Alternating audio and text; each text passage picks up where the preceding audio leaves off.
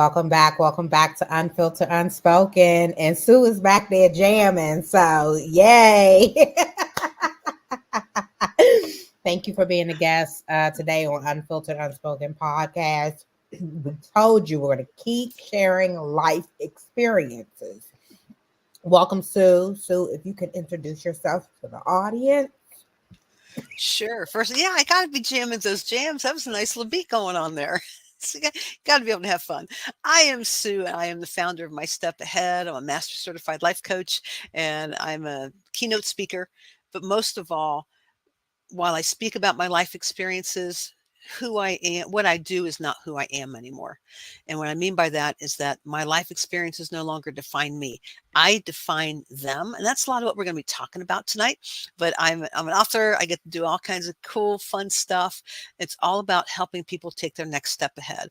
I'm founder of My Step Ahead, and I'm the chief instigator of the Dare to Believe movement. And again, we'll get into all that stuff. But I'm thrilled to be here and just be able to share some of my story, share not only my woundedness, but more importantly, where my healing has come from and how God's using that now to help other people as well. Thank you so much for being on with us this evening, Sue. Just as every episode, we always like to start at the beginning. Let us know what your childhood unit was like growing up, if you suffered any traumas while, an adolescent. Mm-hmm. Sure. And you've already put the trigger warning out there, so I don't feel the need to reiterate it, but what I'm about to share may be triggering. So if there are little ears in the room, maybe you need to go give them a coloring book or something like that. Having said that, when I was 7 years old, I was raped by a classmate. I was 7 years old, first grade, and he held me against my will for 45 minutes. So you can imagine 7 years old, first grade, just starting to get to know life, have fun, start learning in school. And my life got hit with that right away. It is scientifically proven that trauma literally rewires how your brain processes things. So since that happened at such a young age, I didn't have a chance to be a normal kid. My mind immediately went into survival mode. Unfortunately, that meant buying the lie my perpetrator told me right before he left. And that was, don't tell anybody. And unfortunately, I didn't for 15 years to my senior year of college. Now, there's a lot in between there in terms of what my family unit was like. I have 4 other siblings. Mom and dad were married. They divorced after 34 years of marriage. But other than that, for quite a while there, it was good until dad's alcoholism took over. There was what I've since learned to be emotional abuse, which is almost standard in any kind of dysfunctional home. And what I've learned since then is that mom and dad were hurt people, and they were hurting their kids and they didn't know it. And they did the best that they could. And I love them, and I honor them, and I cherish them. They've both since passed in the last couple of years. And what I've learned even more is that even though we had a lot of rocky years, because everybody did the hard work of healing, our relationships were restored to better than ever before. And that's really all we remember. In fact, we even almost laugh about some of the things that happen now. So all that to say, and there'll be a thread throughout our conversation tonight, is healing is possible. And I'm living proof of that. I love it. I love it. And we love you. Love it that you're able to come on and share the testimonies, even now that you have gotten through that journey, but to show people the struggle of getting through that journey. I wanted to go back to you being inappropriately assaulted at the age of 7 years old. And you said it was in school, correct? I'm sorry, say that again. Was it in school? It was a classmate after school. Okay, so after school. How did he get you in the position to do that? What? He enticed me. It was, hey, I want to show you something. And 7-year-old curiosity, doesn't think anything about it. It took a long time until I could be able to say that without blaming myself, though, because when I finally, it's important to say that this is 2024. So 10 years ago is when I first started dealing with my trauma. That's over 4 decades after it happened. So I literally had almost my entire life of other stuff on top of that we had to dig through. And so when we were first dealing with it, I was applying my 40-year-old knowledge to a 7-year-old mindset. And what I mean by that is that I was blaming myself. Hindsight's 2020. So I should have known better. I could have done this. Why didn't I do that? It's my fault. I should have said something. And I was blaming a 7-year-old girl with the knowledge of a 40-year-old. And that was not fair to her. So one of the most pivotal things that my counselor had me do as I was healing was having to deal with that. And we'll get to that. I don't want to jump too far ahead, but to answer the question more specifically, my perpetrator enticed me in the woods saying he wanted to show me something. And then things transpired from there. Did you say in the woods? Mm-hmm. There was a small strip of woods on the school property. So we were all walking home. This is early 70s. So everybody walked. It was safe. There were no concerns. Literally, the whole neighborhood was walking. And he just enticed me and we went off into the woods.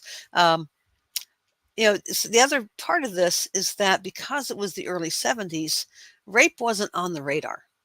It wasn't on the radar for me. It wasn't anything that was discussed.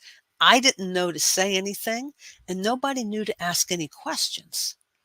So the only person that did anything wrong that day was my perpetrator. Goodness, I'm so sorry that took place, especially at such a young age. Now, had you had, thinking back on things, had you had any other type of run-ins with this particular student, or, were there clues, that kind of made you aware that it may have gone that way? No, none whatsoever. It just seemed like a very innocent thing. What I'm about ready to say, not everybody gets to this point, and I never expected to be at this point. And it was only with the help of my counselor I was able to get to this point. All that to say that I can now have compassion on my perpetrator.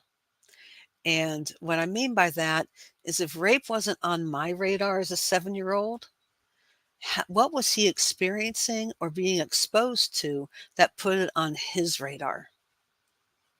And that helped me have more compassion. That doesn't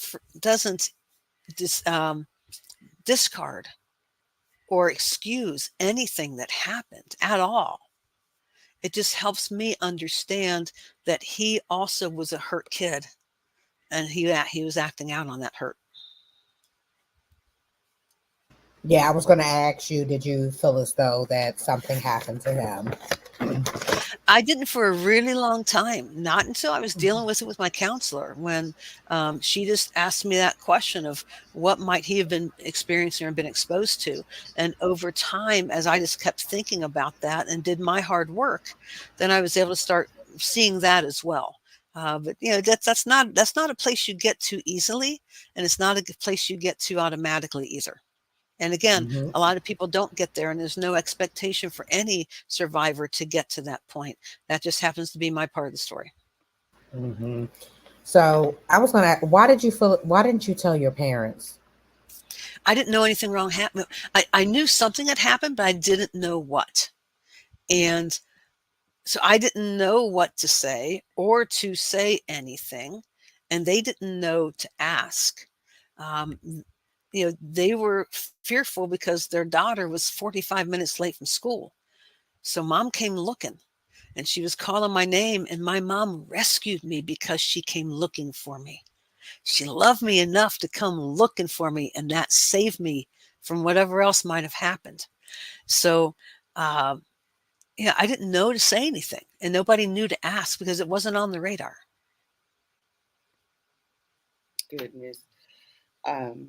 Now, with that being said, after, that took place, what, if you can remember, what were, the changes, within yourself, or, what kind of stance did you take after that? Was it something that you feel adults should have noticed, or do you think there was an outward change at all after that event? I don't know. I mean, I don't have a lot of memory from that time. They're starting to come back as I heal, but I don't have a lot of memories of that. Like I said, I can look at it now from an adult viewpoint and understand some of the responses, and that those responses were out of fear. When your daughter is 45 minutes late, and you don't know, long before cell phones were even a figment of anybody's imagination, you go look at it, and I hate to say, we lived about a half mile, half mile, 3/4 of a mile away from the school. So that tells you how concerned mom was. She was tracing my steps. She was coming to find her daughter.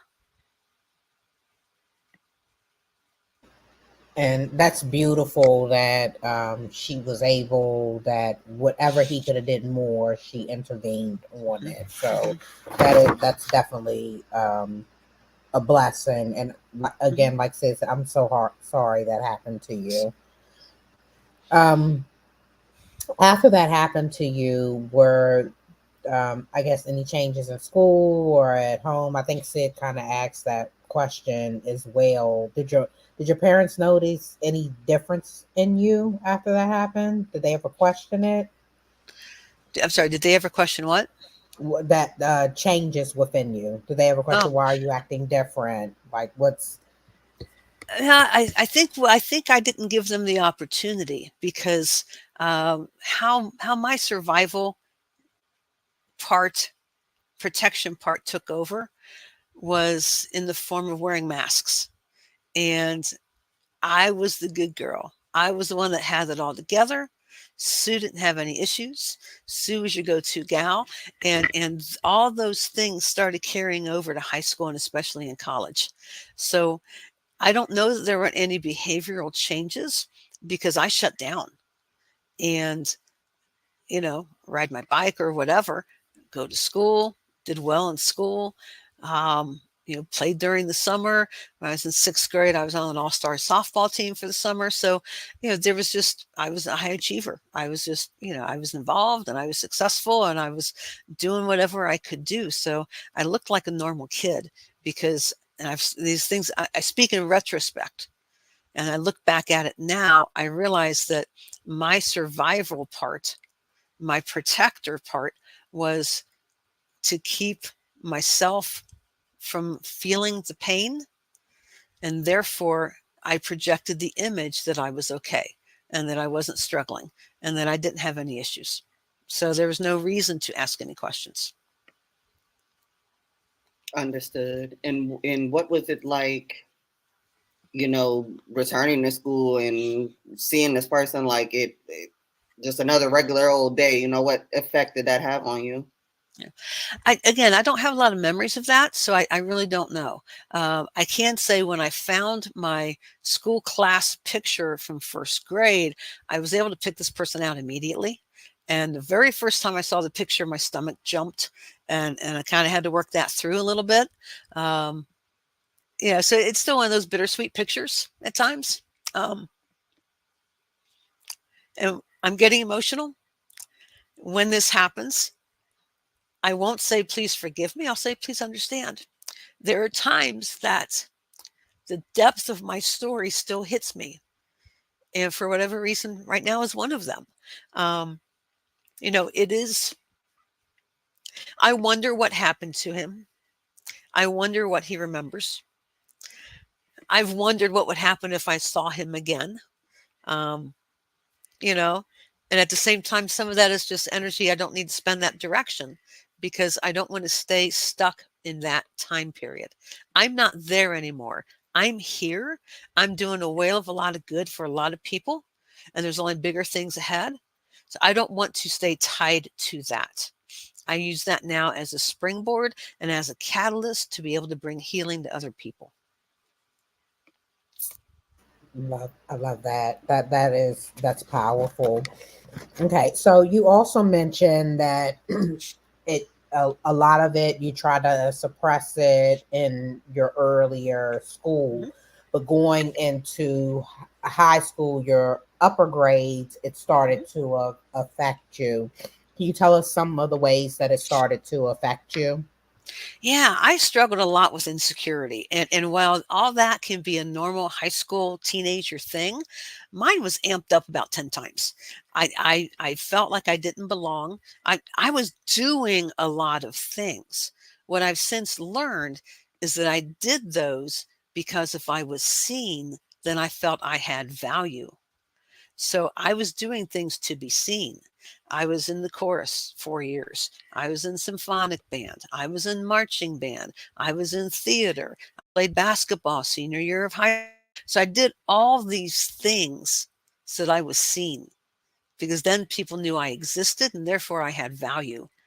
Now, did I know that back then when I was 16, 17, 18? Absolutely not. I had a sense that there was something inside where I felt uneasy, where I felt yeah, I felt some hurt or something, but I didn't know how to ask for help. So there are times I acted out. I had a real anger issue. I had a real anger issue. I would kick walls. I would punch lockers. One time I dented a locker when I punched it. I worked at a fast food place and I would go in the walk-in and I'd punch boxes. So I had a lot of anger, but I never tied it back to this. So I had, just a lot of things, just, searching for significance, if you want to use that phrase. Um, Something that happened my junior year of high school as well. We were visiting somebody, a family member, and they're a nursing home, and there was an incident in the nursing home. And my brain, because to this point in time, my brain's not processing things correctly. So I interpreted this person's call for help and an attendant not getting to them, as fast as you would think they would, as nobody cares. So then my brain warped that out to say, well, if nobody cares, why do I want to live? So that's kind of started a spiral there for a while. Um, but obviously I didn't act on that. I am here. And actually a friend said something to somebody and they intervened, which was probably really good. So, when you start off base, when I was 7 years old, I started off base. And the longer you're off base, the further from base you get. So by the time I'm 16, 17, 18, add in teenagers, being a teenager, add in hormones and everything else. So I'm just a hot mess and beyond by this point in time. So I wasn't processing things. When I was 16, my best friend from sixth grade was moving out of state. She had a couple different groups of friends. And I was in one of them, but I wasn't in the bigger group of friends. And that bigger group of friends had a going away party for her. She had me overnight the day or two before she left. And we were talking and she was telling me about the going away party this other group of friends had for her. And I appreciate her honesty because she shared that I wasn't invited because that other group of friends, quote unquote, didn't like my personality. Now, as a 16-year-old, it's absolutely crushing. And I didn't let myself cry a tear for 2 years because of that. So I was not well. I wasn't processing things correctly. Now, what I can also say is when that friend and I reunited after 25 years, we sat and talked for 6 hours and could have kept going. And it was as if nothing ever happened. It wasn't her fault. She loved me enough to tell me that. But I love the fact that we're still in touch now and connecting and as if nothing ever happened. So again, healing can happen. Absolutely. Absolutely can. Now, what was the next, I guess, pivotal point, in your significant point in your life that, now that you can look back on and either realize it's a part of your healing or, was a part of what you need to heal from? Yeah, because the healing really didn't start till 2014. So we're not at that healing part yet. We're still in the piling on the woundedness and living in that woundedness for a while. So I would say college was the pivot point and the starting point. I went to a small college in Northwest Ohio. Absolutely loved it. But again, because I'm going to use the word screwed up in high school, I brought that to college because college is a hotbed of stress. And excuse me, I've since earned a master's in college student development, so I look at it from the other side of the coin as well. But when I was in college, that insecurity ramped up even more. I did not have a good roommate situation. Just was searching for anywhere to belong, and I was going to play basketball. but I was an accounting major. And for whatever reason, I was blowing off class. So I was called into the dean of students office, probably was in the first 3 or 4 weeks of school, and was discussed about my time management and those kind of things, and decided it was best for me not to be on the basketball team because I wasn't going to be able to hold up the academic requirements. But that intervention, that ended up being such a key point in my development. My dean of students is Ed Highland, and he has had a significant role in my life. What started that one conversation of time management, because I think it was my advisor called him and said she's not coming to class and she wants to do this. I don't know how she's going to do all that. So he reached out to me. We talked for a while, and there was something about Ed that just made it safe to talk. And I was like, I kind of need to talk to somebody, and he seems like somebody that can help. So I made another appointment. And what ended up happening was that he became my confidant. And for 4 years in college, I would meet with Ed probably the first 3 years, almost every week. And we would sit there and talk for a couple hours about whatever was going on. And that was, I cannot tell you how pivotal that was, that this administrator took the time to care about me and my success and my story, and help me along. Now, senior year, in between there, again, still searching for significance, trying to be seen. It took on a different flavor because then I was over involved in college activities. I was on the student activities board. My junior year of college, I was coordinating the fall homecoming, the winter formal, and a spring 12-hour dance-a-thon, all in 1 year. I was also pledging a sorority. And then I was already a little sis of a fraternity. And then I was running track senior year. And I was in theater. So you can see all these things, these same commonalities, this whole thing of, if I'm seen, I have value. But one of the added twists to this is where my eating disorder started in. Eating disorders and emotions are enemies. And eating disorders have nothing to do with food and everything to do with unresolved issues. So for me, obviously, I had a lot of unresolved stuff I'm bringing to college. By this point, I'm 21. And because my brain was not processing things correctly, I started getting uncomfortable in the dining hall. It was a small dining hall. There was one window for meals. If you miss it, you miss the meal. So I'd get over there, but because I didn't have a lot of friends, oftentimes I was eating by myself. So my mind starts warping it out that, and here's the generalities, everybody is looking at me. So because I continued to paint the picture and wear the mask that Sue's your go-to gal, Sue's got it all going on, you need something done, go to Sue, it'll get done without a problem. That was the mask I was wearing. That was the persona I was portraying. And what I've since learned is that if I kept busy, I didn't have to think. And if I didn't have to think, I didn't have to feel. And if I didn't have to feel, I didn't have to deal with my stuff. Now, did I understand that then? No. But the eating disorder ramped up. And I started, while I may have been wanting to get another serving of food in the cafeteria, normal everyday need, I had painted the picture Sue had no needs. So I was afraid of being found out. So I'd dump my tray, get out of Dodge, and I'd snack instead. And I learned to curb my hunger. So those were some of the things that were going on throughout, other things I had to heal from. And where the healing really started was senior year of college. Ed had gone over to the vice president for development office, taken a promotion, and made himself, had an appointment to see him.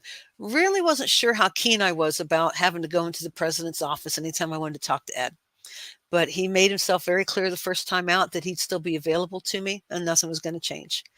So last semester of college, Ed kind of knew he had a student that wasn't really ready for the work world. And he would give me different assignments. We saw each other about every 2 weeks. And he would give me different homework assignments. So one day we're going over the assignment and talking about things. I don't remember the question. I do remember what I call inspecting the weave of his carpet and just saying, well, when society tells you not to tell anything, not to say anything, and I've stopped. And my healing started with this question. Ed looked at me and said, Sue, did somebody hurt you? I said, yeah. He said, your parents? I said, no. Somebody else? Yeah. What happened? And for the first time, 15 years later, I told my story for the first time. That's when the healing started. Wow, that is powerful. I want to jump back really quick. Sure. And then my next after Sid, I want to jump. I know, we're jumping back everywhere forget because it. my story jumps everywhere. So. Yeah, and I love it. I love it. And we try to be as transparent as possible so that the Right, audience can right. see like this is Mhm. real. This is what really people really go through. Life is not linear. So, No, it is not. I want to ask, when did the eating disorder start, and how bad did it get?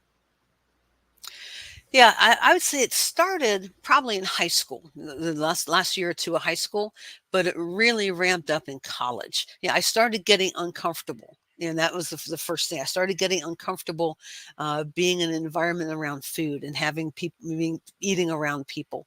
But it really ramped up in college, and probably I'm thinking maybe junior year. I'm not quite sure, which would make sense as I look back because all that stress I was under probably helped kick it as well, because like my psych prof was concerned I was slipping into clinical depression and referred me into the counseling agency in town for an evaluation. Now the psychologist there didn't think it was depression, just thought I was stressed out and needed a break. Now again, because I couldn't be found out that Sue had any problems, because I didn't want anybody asking questions, I did not take that break. I finished the semester because I didn't want anybody asking questions about what's going on. Why is Sue so stressed? So that's probably when it started. Got it. And when you were able to tell your story, what effect, did that have on you? Did it, kind of spark something, that you had never felt previously, or was it empowering? How did you feel about that? Petrified. I mean, I didn't get to the empowerment for a long time.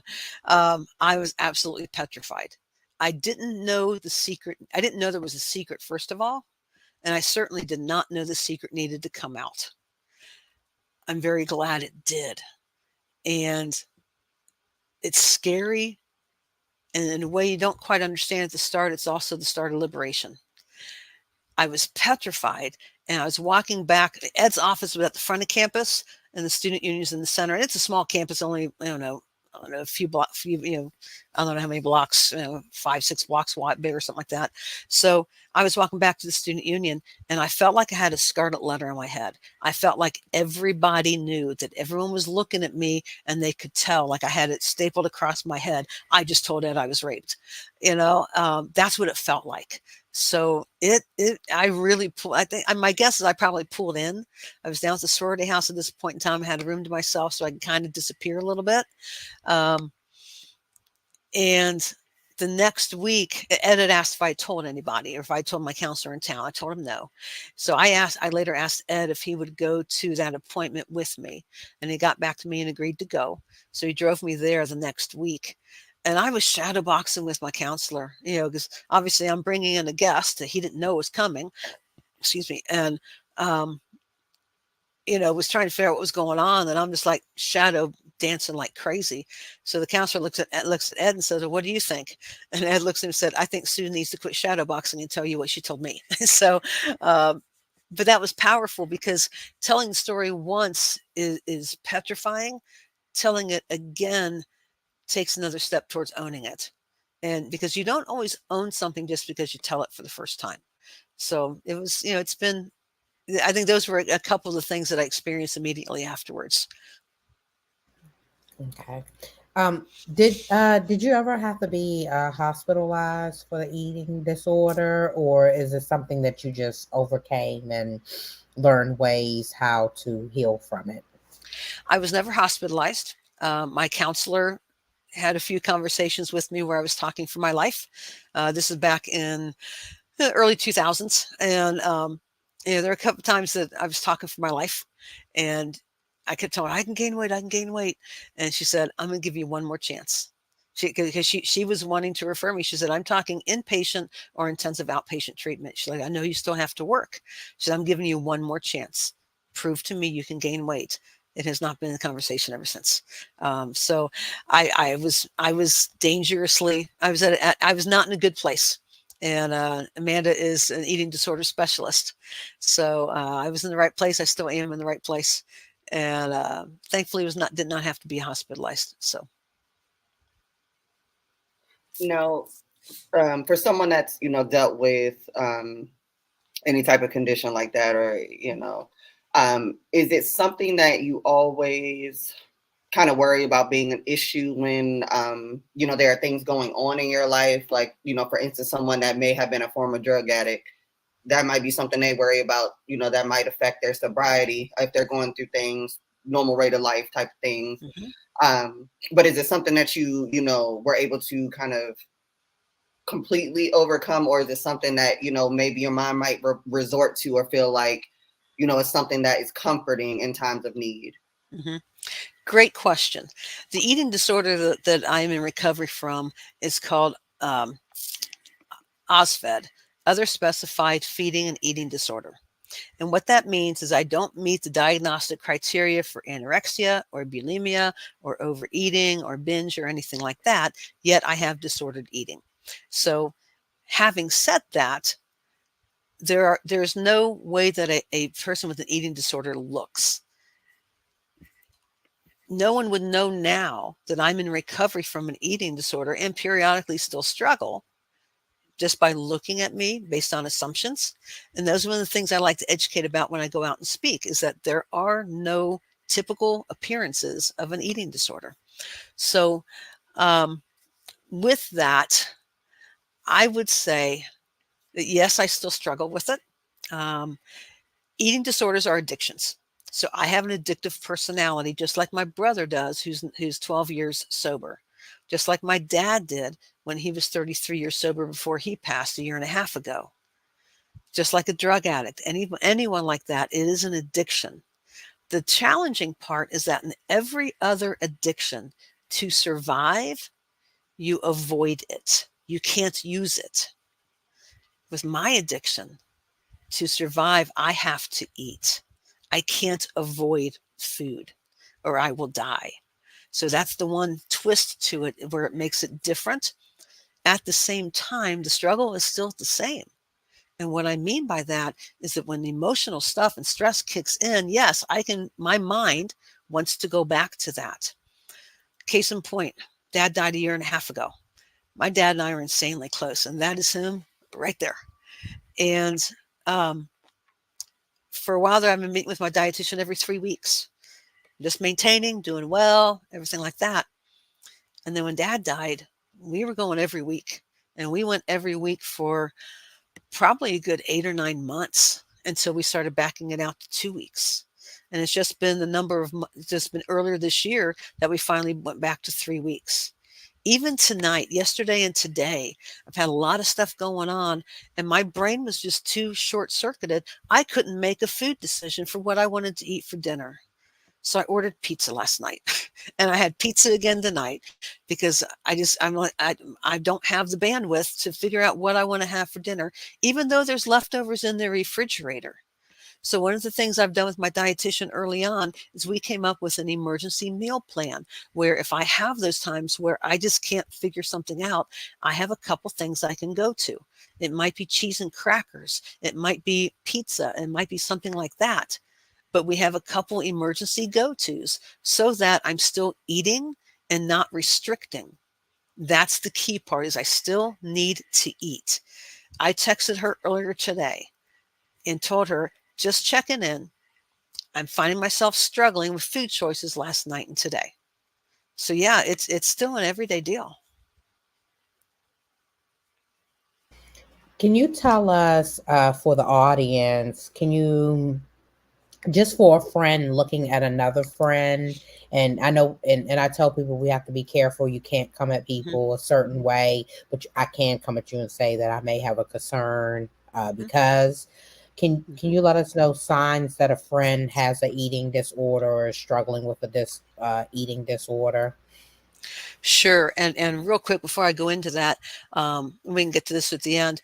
If people want to email me, we'll have my email and everything. I have something called You Don't Have to Be an Expert, where you can reach out and you can help somebody else without being an expert. So I love to get that in your hands. I've done one of the signature talks I do is called The Inside Life of an Eating Disorder, where I share my story and we talk about what to look for, but even more so, how can I empower you to help your friend and express concern without um, without stepping out of bounds. So, having said that, one of the biggest things you can do is simply say that. Focus on observable behavior, not "Hey, man, you're really looking thin" or anything like that. And I say that because when you comment on appearance, you may very well be validating the eating disorder behavior. I'm going to say that again. When you comment on appearance, you may very well be validating the behavior that is getting them to that appearance. So we never want to comment on appearance. We focus on observable behavior. Sally, I'm concerned. I noticed that you're only eating half your lunch and then you dump it. But then I see you eating chips an hour later. I'm just concerned. I just noticed this.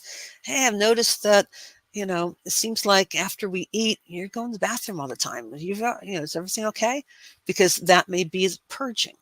So it could be any number of things, but it's focusing on observable behavior. It's not attacking, saying, why are you doing this? Hey, you're doing this. What's going on? Because for any of us, as soon as you hear the word you, our walls go up and I am not listening to you. Instead, I'm trying to figure out what's your angle and what do I need to protect myself from. So when we approach it from a friend's standpoint, observable behavior, and just letting them know that you're concerned. You don't even have to say, do you have an eating disorder?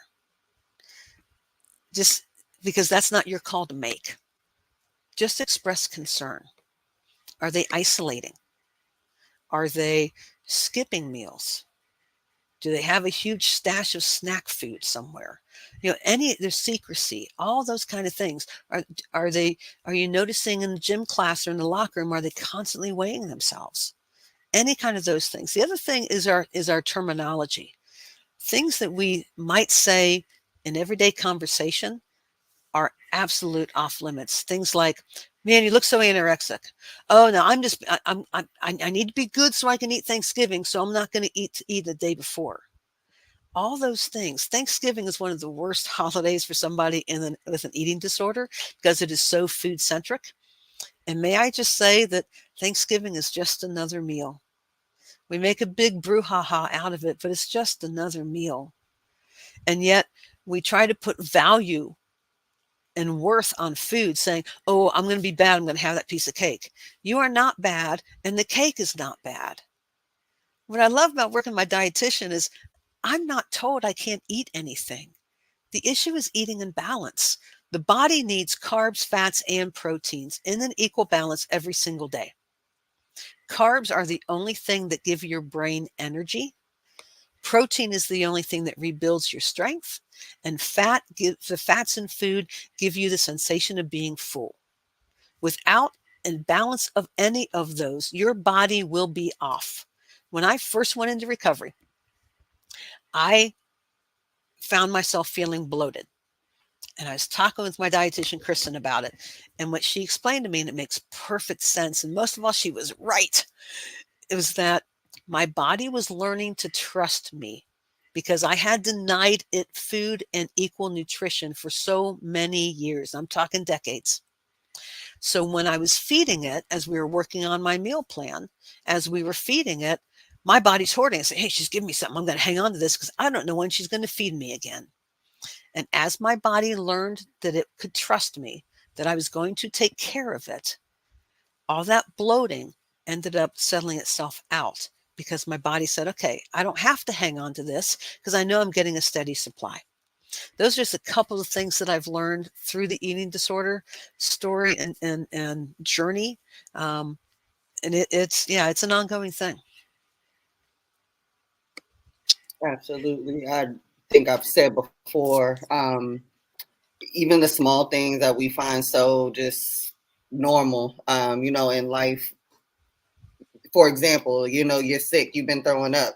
You might admire how your body is looking, and it's not right. It's not right. Mm-hmm. So there's little things that can lead up to big things. So I agree with noticing the small things, noticing patterns, especially with yourself. You can put a halt to a lot of that.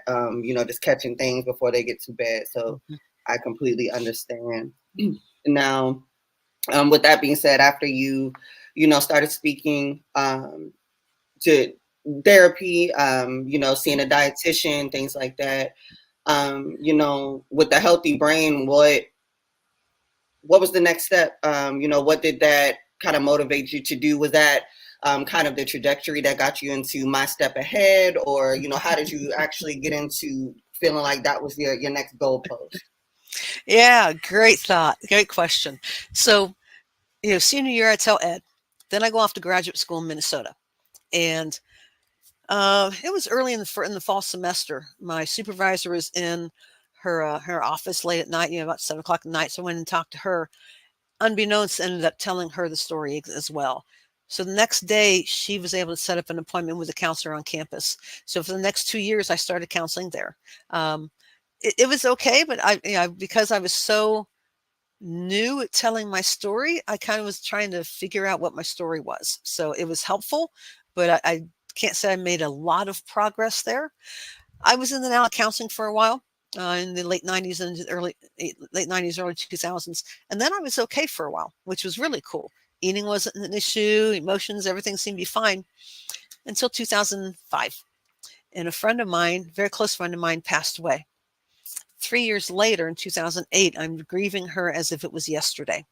And my eating disorder red flags are coming up. And one of my big red flags, as I alluded to earlier, I open the refrigerator door, can't make a decision, I shut it, and I want a snack. So reached out to my pastor. I'm a Christ follower. So I reached out to my pastor. He connected me with Amanda, who I'm still with now. So I started meeting with Amanda in 2008. The first few sessions where she's getting to know me, my story, my history and everything, and have me do some different exercises. And the rape comes out in the second session. She'd had me write a life timeline, and it was the second entry on my timeline. And she looked at me and said, Sue, this is huge. Have you ever worked it through with anybody? I said, wouldn't know what that looks like. So I guess that's your answer. We had to take the next 6 years to get me stronger in the present before we could go back to the past, because I was letting myself be manipulated, as being emotionally abused, and I didn't realize it at that point in time. Came to discover there was spiritual abuse in my story that I never knew about either. So there was a lot that I had to learn. 2014 is when I finally started dealing with the rape. There was a movie that came out by the name called Ragamuffin. It was based on the life of the late Christian musician Rich Mullins. And one of my favorite quotes from Rich is over my head. It says, in the end, it's not going to matter if you have a few scars. It will matter if you didn't live. Now, Rich died in 1997. This movie came out and talked about his life, and it was a really hard watch, especially the first 20 minutes. I was with Mom, who still didn't know a lot of my story. I'm like, just got something in my eye, Mom. Because I couldn't be found out. I was still playing that game. Later that year, the producers and family friends of Rich, who were involved in the movie, put on a retreat to continue a discussion about the themes of the movie. And one of those themes talked about the masks we wear. A very common theme in my life up to this point in time. I went to the retreat. Through that retreat, the first year, I owned my story. I was in denial about my story. I didn't like my story. And they had very courageously and boldly asked us to share our stories in a private Facebook group for just the folks going to this retreat. Now, mind you, there are 50 of us. Most of us total strangers. The only commonality we have is this movie and having something stirred in our hearts. 2014 is also the year I was first dealing with the rape. So when you're dealing with the trauma, all the emotions come back. And because emotions and eating disorders are enemies, my eating disorder behavior is kicking in. So I have a perfect storm going on in 2014. So I go to this retreat. I shared my story in the Facebook room for the first time. And honestly, all day long, I am checking multiple times every hour, waiting for it, just waiting for one comment to justify my perception.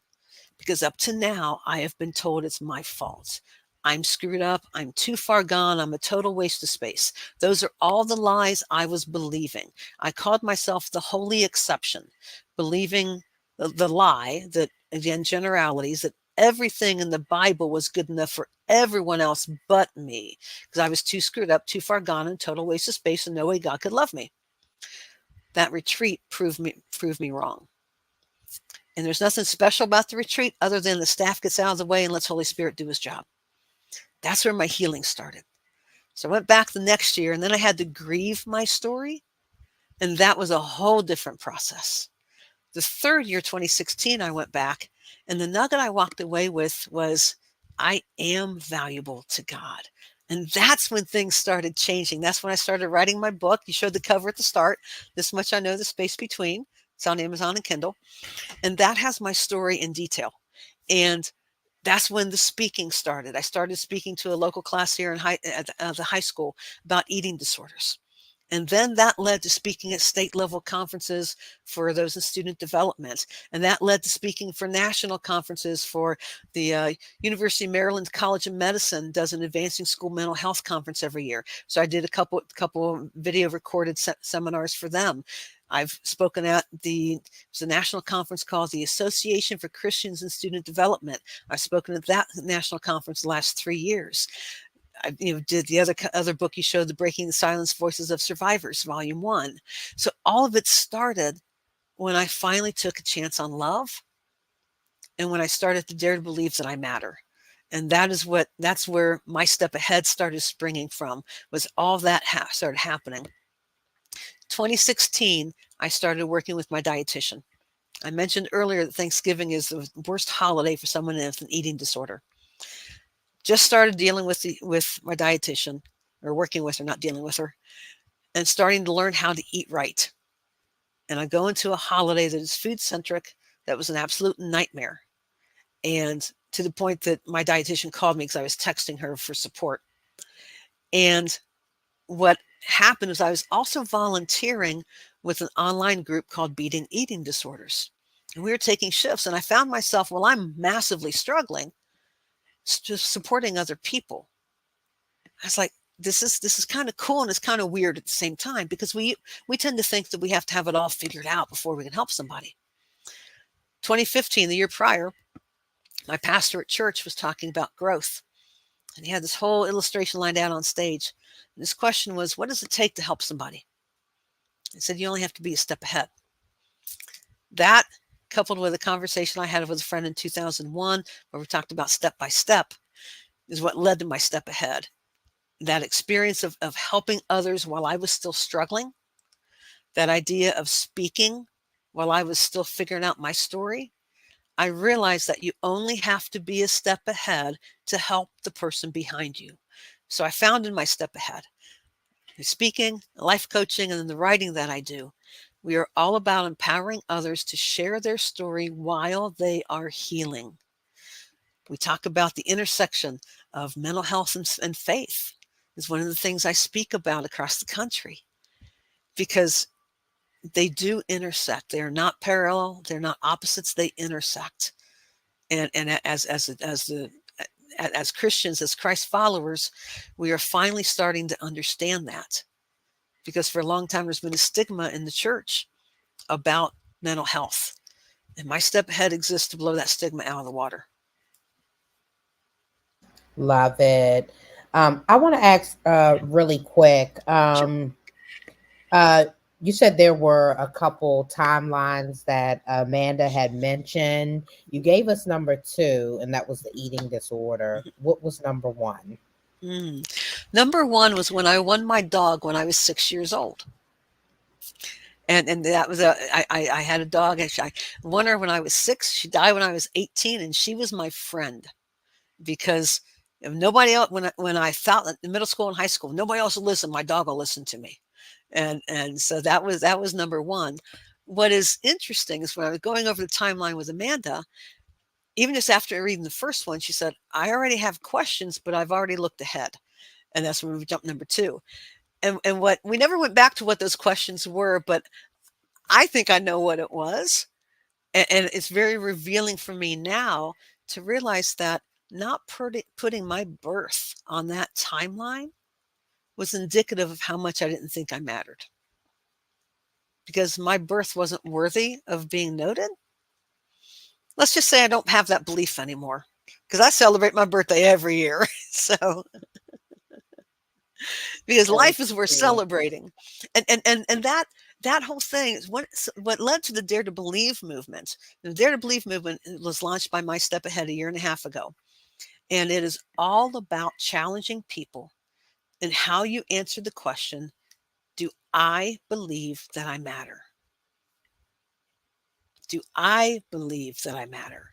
It's not enough for someone else to say that you matter. Until each of us can answer that question in an affirmative, confident, solid bedrock way, the hard truth is permanent life change cannot and will not happen. You're going to be herky-jerky in spurts, and you're going to fall back because everything you do is based on how you answer that question in each situation. So that all started when early on working with Amanda, she asked me questions. I'm getting to the emotions of stuff, and it was I like it doesn't matter, and I would just shut off because I couldn't handle it. And every time without fail, she would look at me and say, "What you're really saying, Sue, is you don't matter." And I hated it when she said that because I've since learned she's right. But that's what happened. That's what started the whole Dare to Believe movement. That, and I'm a master certified life coach. So in speaking with my clients and in talking to people after I speak at the merch table or in front of the stage or whatever, I love hearing the stories. And what I've heard from multiple people over the last year and a half, 2 years, is this hint of doubt. Is it too late for me? You don't know what's happened. You don't know my story. How could I do this when all I've known is this? It's too late for me to change. I've already raised my family. I'm just killing time now. I can't go chase my dream. And we disqualify ourselves because of the lie we're believing in our head that whatever has happened is too much for us to be able to go do whatever it is we want to do. So the Dare to Believe movement is all about answering the question, do I believe that I matter? I love that. Demetria, did you want to swap positions for your last question? Yep. We are almost at time. This was good. It goes by so fast, the hour.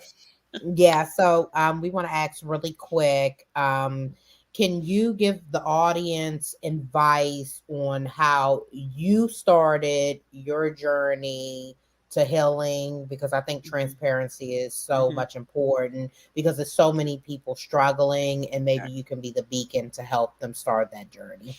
Sure. The first and hardest step is to reach out. And it's hard because you have to get past yourself and the mental lies and the mental static. And it's best because you have to get past yourself. And what I mean by that is that we are not meant to do life alone. I found my healing in a retreat community called Walking Stick Retreats. I took a chance on love when I didn't believe I was lovable. And these total strangers helped me see that I had worth. Take the chance on love and get past yourself. And that sounds harsh, but I'm a bottom line person. I don't have a lot of fluff to me. I'm just, this is the way it is.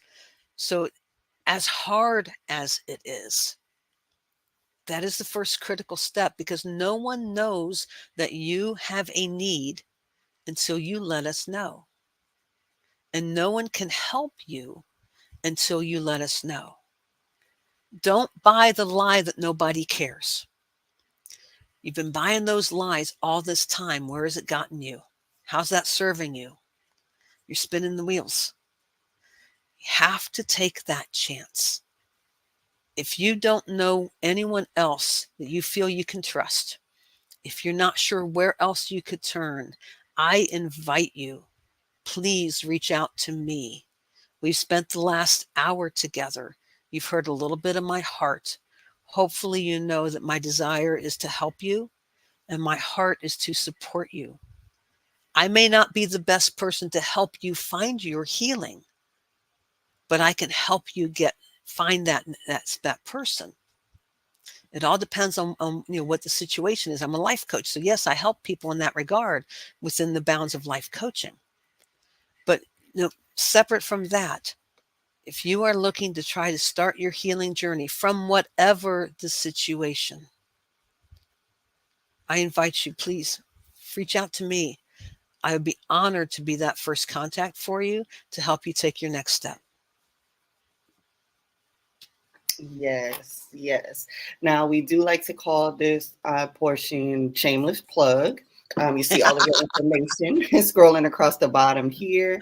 Oh So my. you have the opportunity to let our viewers know how to contact you, how to patronize your services, how to draw traffic to anything that you want, anything you have for sale, anything that you would like to put up.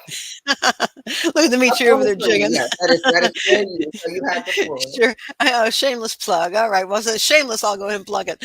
All right. So your best place to go, there's two places you can go. Go to the daretobelievemovement.com.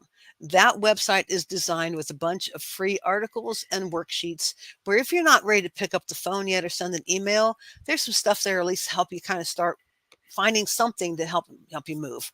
I've got a free PDF on that website. It's called Turning Yesterday's Setbacks into Tomorrow's Success.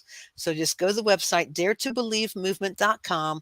Let me have your email. That's all I need. And it's going to be an automatic download in your box. The other place you can go is to my website, which is also scrolling across the bottom at SueBowles.com. It's BOWLES for the listeners. And there, if you're interested in life coaching, that's where you're going to find me. You can also buy my 2 books there. I've got 2 books out right now, a third one coming. The first one is This Much I Know. I'm trying to get there. There it goes. This Much I Know, The Space Between. That is my story. And the second half talks about the healing journey that I went on to get where I am today, to found this organization, start a global movement and speak across the country and international podcasts and everything. The other book is this one. It's called Breaking the Silence, Voices of Survivors. And this came out in January. It is an Amazon bestseller in 2 categories, and it is 21 stories of survivors. My story is in here, and this is a very powerful, empowering book. It will help you realize that you are not alone. Someone came out of a cult. Someone's husband was murdered. There's my story in there. There's a 3-time cancer survivor. There's domestic abuse. There are so many different stories in there to help you see that there is hope. The other thing, and this will be on my website here shortly as well, is I am also part of Breaking the Silence, Voices of Survivors, Volume 2. In that, I'm going to be talking more about the Dare to Believe movement, the history behind it, and what all it's doing now, and how it can help you. There, we will be having a pre-order link. I'll have that on my website here shortly, where you can just let us know that you want the information when the book releases. The book is going to come out beginning of October. I am super excited for this one. It's going to be even better than the first one. And I don't want to, nothing against volume 2. Let me say it's going to be equally powerful. So those are places you can reach out to me. daretobelievemovement.com and then SueBowles.com. At SueBowles.com, you'll catch me for life coaching and then the books and everything else in between. I love to hear from you. You muted. Sorry. Yeah, I was like, sorry, I'm muted. So, all right. You have heard it from Miss Sue Bowles. She has shared a powerful testimony. So anyone that their childhood traumas has affected them into eating disorders, anger issues, just overcoming those things, Sue is here to support you. She is a life coach. And she has tons of free information, as you said, to help you along this journey. So we want to thank Sue for being our guest, and we want to thank you for tuning in to Unfiltered Unspoken Podcast. And as we said, we are going to continue to share life experiences, and we are not going to be stopped until the man above stops us. And that's that, right, Sid? That's right. Y'all have a blessed day. Peace.